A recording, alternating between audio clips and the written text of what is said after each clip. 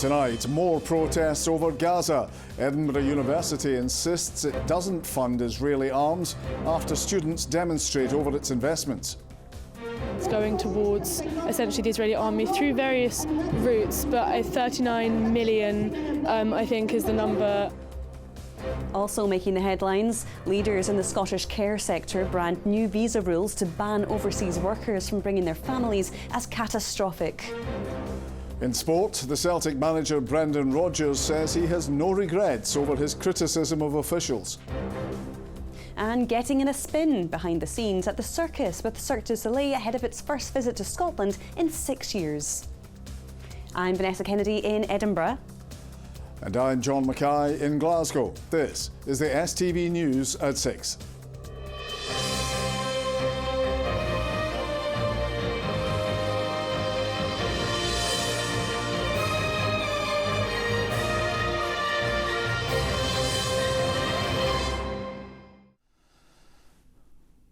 Good evening. It's now 153 days since the Hamas terrorist attack on Israel, which led to the escalation of the conflict in Gaza. Today, Edinburgh University was accused of being complicit in the ongoing war. Demonstrators are calling on it to divest itself from the financial interests they say are linked to the Israeli army. The university told us it will listen to concerns but says it does not have investments in Israeli arms. Here's our senior reporter Gordon Cree. And we want to affirm that International Women's Day is a day of politics and it is a radical day. This demo was organised by students, some claiming allegiance to the Socialist Worker Party and attended by some members of the Stop the War coalition. Among the speeches, criticism of the university's finances. We're asking for divestment for the money that's going towards essentially the Israeli army through various routes, but 39 million, I think, is the number that's going towards companies that help supply the Israeli army. The university says it doesn't have investments in Israeli arms. In a statement, it told us, "We continue to listen to concerns relating to our investments and we're engaging directly with student groups on this matter. Our focus remains on supporting those in our community who are directly affected by the hostilities. We are proud of our record as a university of sanctuary and have increased our support for students and academics displaced by conflict around the world." It's now 5 months since the conflict escalated thousands of miles from here. That we're still having almost daily protests in Scotland illustrates the strength of feeling around the issue. For those with family in the Middle East, the pain is acute. Dua can only watch and hope from her home in Glasgow, with her mother, siblings and their children still in Gaza. My mum is 75 and she's in a wheelchair, so you know, I'm most of the time just panicking, overthinking, stressed of how my mum, who already survived the trauma in 2014, witnessing another genocide, sheltering in a tent now with the minimum basic needs. It is a heartbreaking. And from Scotland's Jewish community, concerns life has changed because of a rise in anti-Semitism. Not attending synagogue services because they're scared of people not shopping in kosher supermarkets because they're scared, not wearing symbols because they're scared. With protests in Washington at the State of the Union address, the international attention remains, but a resolution to the war seems as far away as ever. Gordon Cree, STV News, Edinburgh. Now, cruel and catastrophic. That's how new measures to slash net migration are being described by leaders in Scotland's care sector. From next week, overseas care workers will be banned from bringing dependents with them on their visa. The UK government argues it will stop abuse of the system, but with around 15% of the workforce coming from abroad, it's been branded a hostile, xenophobic policy. Here's our political reporter, Laura Alderman. Please join us swimming. Since arriving in Fife from the Philippines 4 years ago, the Gabalas family have fallen in love with Scotland and its food. Fred came over first, getting a job as a care home nurse in Methil. His wife and son joined him shortly after. But from Monday, that will no longer be possible as new immigration rules come into force, banning all overseas care workers from bringing dependents with them on their visa. I feel quite disappointed with that. I feel the coming nurses here will be sad or will think twice to come over here because of that new immigration rule. If you're a family-oriented man, family unity will be your priority. Andrea now works at the same care home as Fred, but warns the changes will badly impact a sector already struggling for staff. Having less care workers, foreign care workers coming over here would mean that there will be less available people filling in the gaps. There are some options with different countries now, especially that they offer relocating with the whole family as well, is, for example, Canada and United States of America. The changes are part of the UK government's plans to slash net migration. As of September last year, over 100,000 health and care worker visas were granted, with around 120 dependent visas going to family members. What it says is that it's okay, we want you to come and support and help us. We want you to care for our children and our older adults, but we don't want you to have your own life. We don't want to treat you with dignity and respect. We don't want you to bring your dependents with you. It is a horrid example of xenophobic, hostile immigration.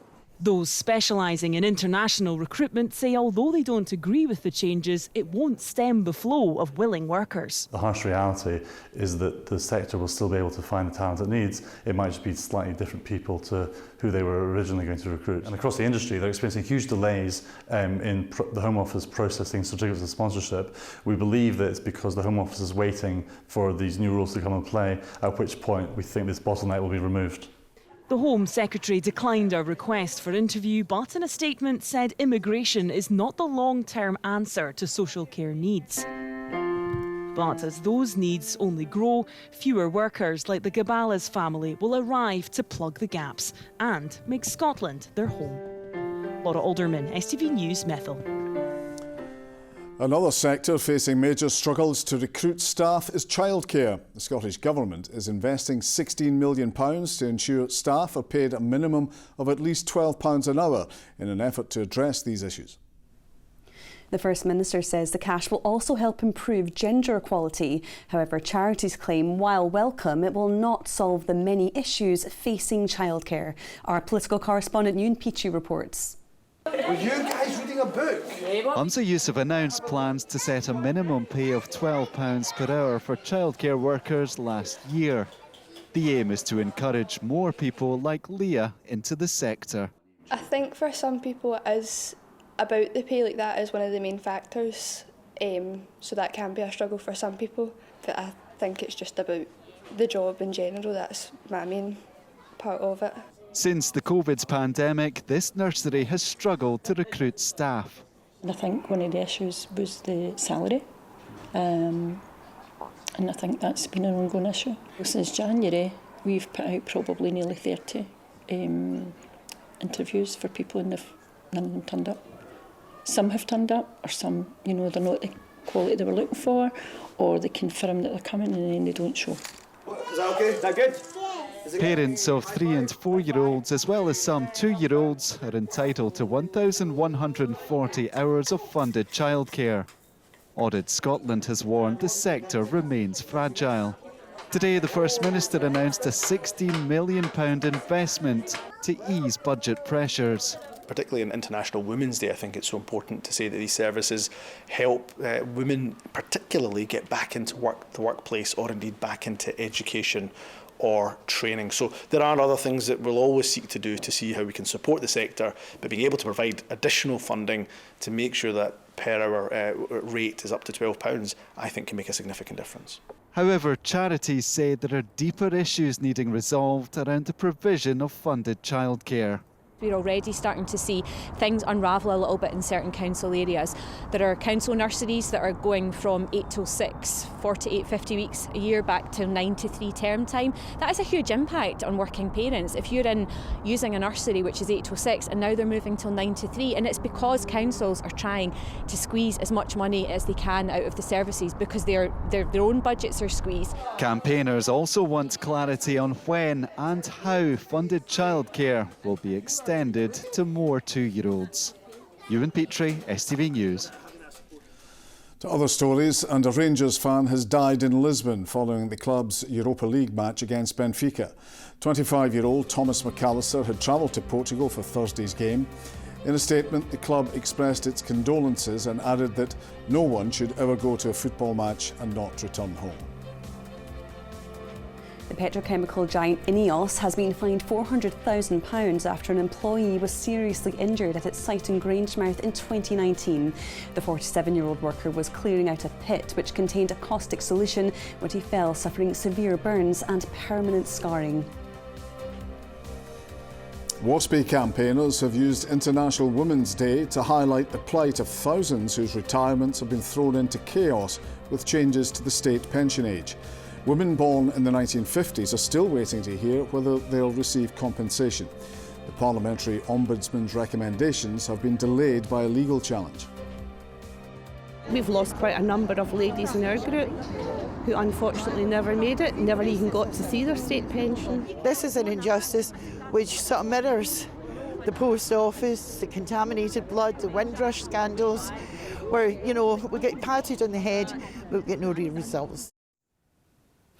There are concerns that cuts to funds which help companies train their staff will dramatically reduce the number of apprenticeships on offer in Scotland.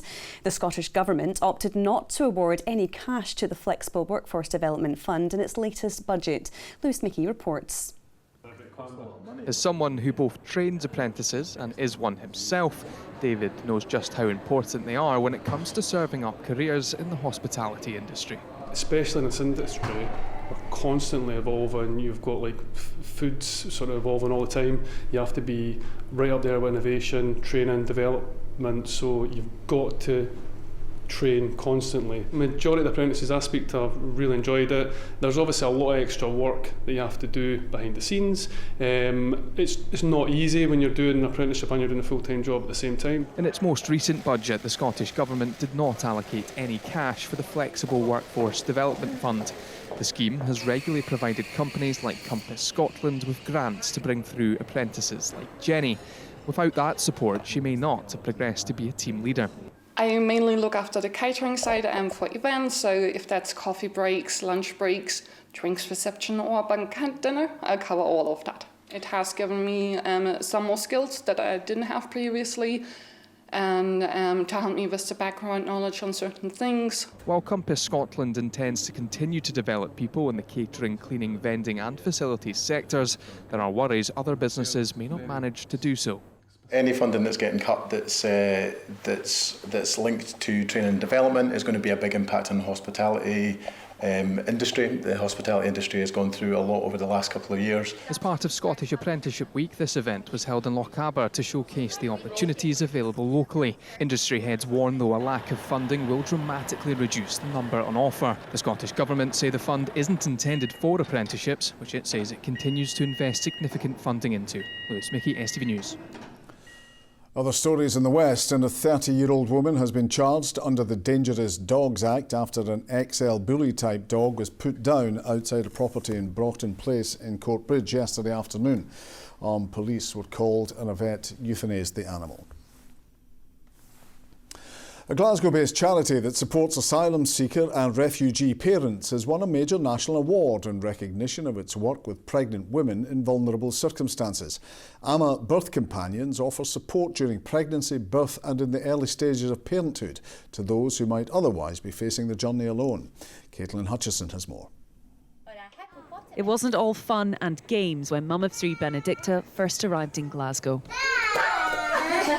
Alone and 2 months pregnant, she faced the daunting prospect of completing her postgraduate studies and giving birth 5,000 miles away from home in Nigeria. I really didn't know how the system works.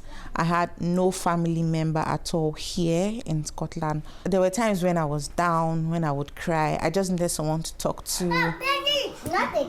Someone told me you can actually get the support you need from AMA, and I'm wondering, who is AMA?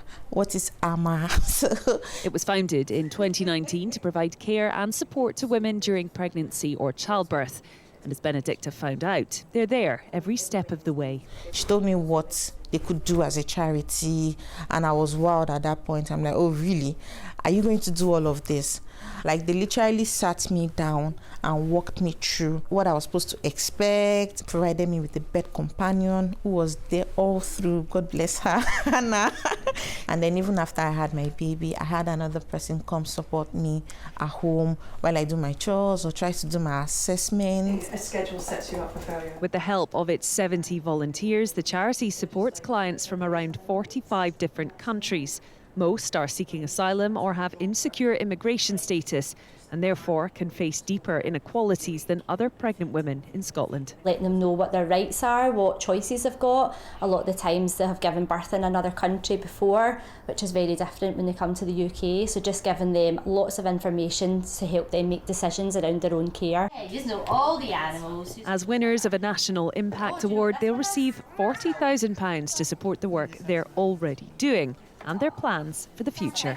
We increasingly are advocating for, systemic change. We've been gathering, lots of data and lots of feedback and lots of observations over a number of years now. Anything from poor and discriminatory practice to lack of interpreter provision, and we're really keen to use that to try to highlight sometimes the inequalities that can exist. Pregnancy is rarely smooth sailing. There are times when I look back and I ask myself, how did I survive that? But Benedicta won't be quick to forget the steady emotional and practical support she received in her first months in Scotland. Caitlin Hutchison, STV News in Glasgow. It's the Friday Sport, it's Ramadan time, and there was a big game last night, football throughout the weekend, and the rugby. Trying to take my job here. I'm just expecting to hear it all from you, Rama. It was all happening. It is all happening. Great game in Lisbon last night. Rangers produced a very good performance against Benfica, meaning the tie is very much in the balance. Good evening. Philippe Clement says he's really proud of his players after Rangers drew 2-2 against Benfica in the first leg of their last 16 Europa League tie last night. The Albert side led twice in Lisbon, but the Portuguese champions bounced back to set up a mouth-watering second leg in Glasgow next week. I'm really proud about the performance. The result, that stays a difficult one. I think we were really close by making this miracle, by winning here as the first team ever in the Europa League against them. But I'm really, really proud about my team. They showed character, they showed solidarity, they showed personality. My team is hungry to win more trophies. Brendan Rodgers insists he has no regrets over his criticism of officials and says Celtic will vigorously defend the SFA charge he's been hit with. Rodgers faces a touchline ban after hitting out at officials following the club's defeat to Hearts last weekend, describing their performance as incompetent after Yang was sent off and a penalty was awarded against his team. If the Parkhead boss is found to have broken the rules, he could be banned for next month's Old Firm derby. Any regrets on what you said? No, not at all. My job is to defend the team, defend the club, and that's what we'll do in this case. We'll defend it vigorously, and when the date comes, then we'll go from there. Will that involve you defending yourself personally? I don't know. I'll sit down with the club and with the lawyers, and then we'll look at it from there. Now, ahead of Hearts' Scottish Cup quarter-final against Morton, Stephen Naismith has told his players memories of winning silverware will be the ones they cherish from their career. The Tynecastle club, who are enjoying a successful season, sitting third in the Premiership, face the Championship side on Monday night. Naismith wants to turn a good campaign into a great one. We've progressed in loads of ways, but the best way we can show that is by getting silverware. That's for a player and an individual, it's the best memories you'll have as a player. You can get to the end of the career and make loads of money and play at a high level, but the biggest things that stay with you are the memories of being successful and winning trophies, that without a doubt. And that's what we've got to strive to get to. As Hibs prepare to face Rangers in the Scottish Cup this weekend, boss Nick McGurney says he'd love to take his team to Hampden for a second time this season. The Easter Road side reached the League Cup semi-finals earlier in the campaign. Well, the quarter-finals get underway at Pittodrie tomorrow lunchtime and Kilmarnock take on Aberdeen. Kelly have defeated the Dons 3 times this season. Celtic against Livingston and Hibs versus Rangers are on Sunday, and it's Morton against Hearts at Capello. To rugby, and ahead of Scotland's Six Nations match against Italy tomorrow, Finn Russell says the team is heading in the right direction.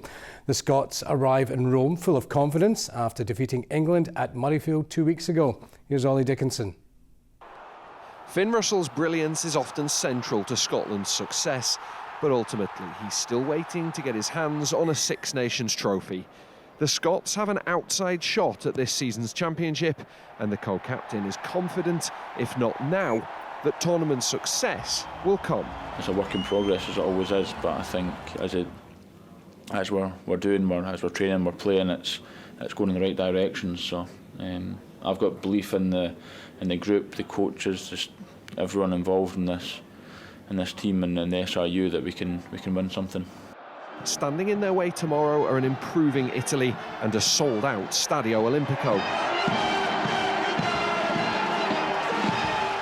And after a Calcutta Cup win over England, Gregor Townsend's side must secure victory against the Azzurri to keep their Six Nations chances alive, something the head coach knows is far from a formality. They brought a more pragmatic style to the open rugby they played last year, but they still have that ambition and skill to attack it in the wide channels. Over the last couple of years, they've also selected fit players. You see it from the front row, players that can jackal, that can carry, that don't tire, that maybe would have been the case a few years previously with Italian teams. So we know this is going to be one of our biggest tests this season. Should Scotland get the job done in Rome, they'll be hoping England can beat the championship leaders Ireland. That would set up a winner-takes-all tie in Dublin next weekend.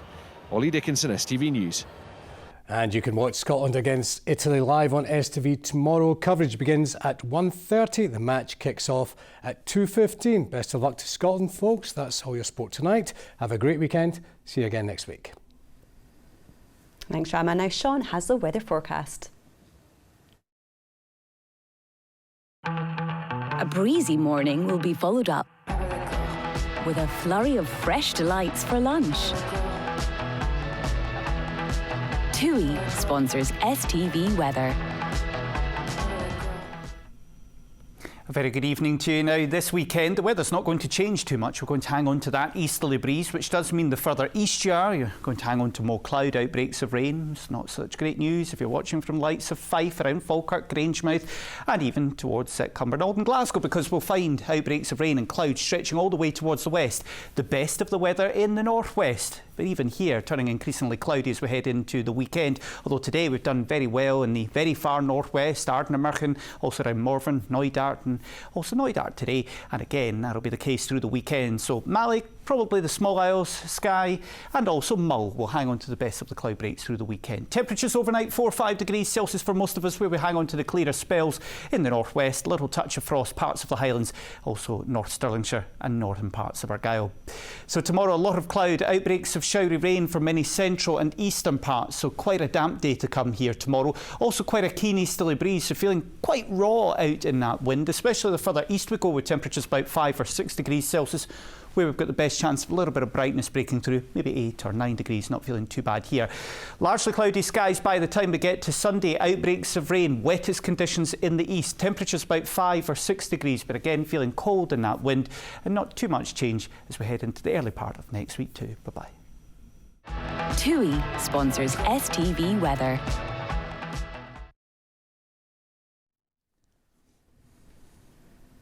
And finally, the contemporary circus, Cirque du Soleil, has been thrilling audiences for 4 decades. And now it's returning to Scotland for the first time in 6 years. Our entertainment reporter Laura Boyd went to Vienna and backstage to discover what audiences can expect. Oh, and there was a bit of clowning around too. Since the 1980s, Cirque du Soleil has taken the art of circus performing to a whole other level, showcasing jaw-dropping skills, stunts and storytelling to millions of people around the world. Well, now they're heading to Glasgow's Hydro Arena, and ahead of that, I've come behind the scenes to find out about their show OVO and find out why it really is a bug's world.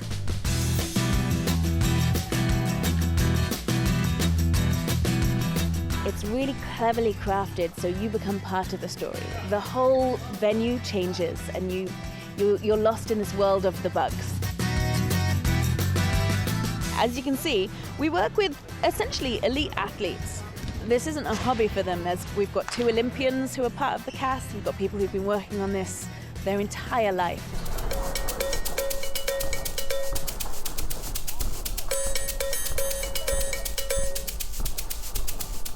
Romarni, 18 years old, the youngest member of Cirque du Soleil. How did you get involved in this? I've been here for nearly a month and a half now. I did competitive gymnastics for Team GB for about 5-6 years, and then I've wanted to do this for as long as I can imagine. Svetlana, was being in something like this the dream? Absolutely. Yeah, I saw my first show when I was about 10 or 11 maybe, and I knew this was something different. We have one of the largest costume shops in the world, and each costume is made not only for the insect, the acrobatic discipline, but also for each person.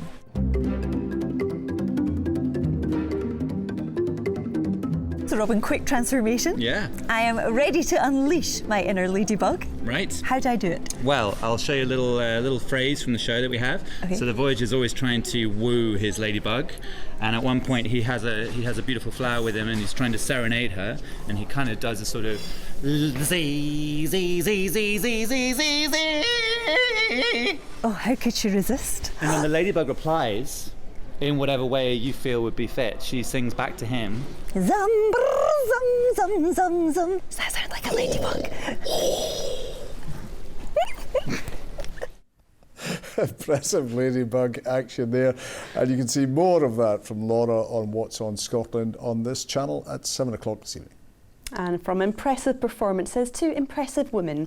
On International Women's Day, we leave you with these images of women being women from us. Good night.